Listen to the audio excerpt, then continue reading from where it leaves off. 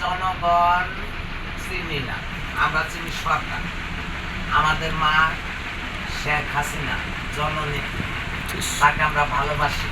সে আমাদের স্বীকৃতি দিছে। একটা দুইটা হিজড়ার জন্য আমাদের মাকে অপমান করতে পারি না, আমরা মন্ত্রী মিনিস্টার অপমান করতে পারি না।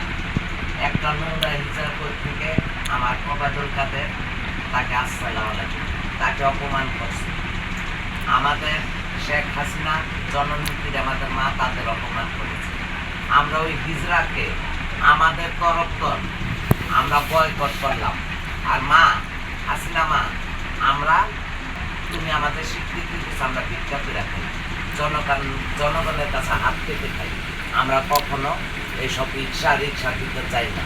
মা যদি ভাত খাই জনগণের তো খাবো, মা ভাত খাই তোমার স্বীকৃতিতে খাবো, আমরা ওইসব আন্দোলন করবো না। কারণ তুমি এসব দেশের একটা ফুটন্ত ফুট, তোমাকে ওভারটেক করে আমরা খাবো না। আর কাদের ওবায়দুল কাদের স্যার, তোমাকে আসসালামু আলাইকুম। একটা হিজড়ার জন্য আমাদের সারা হিজড়াদের অপমান করবে না, আমরা ওই হিজড়াকে বয়কট করলাম।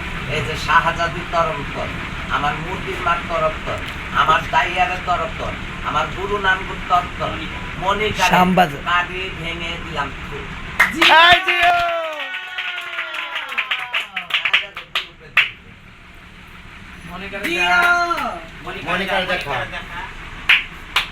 সালাম দাও, আত্মালে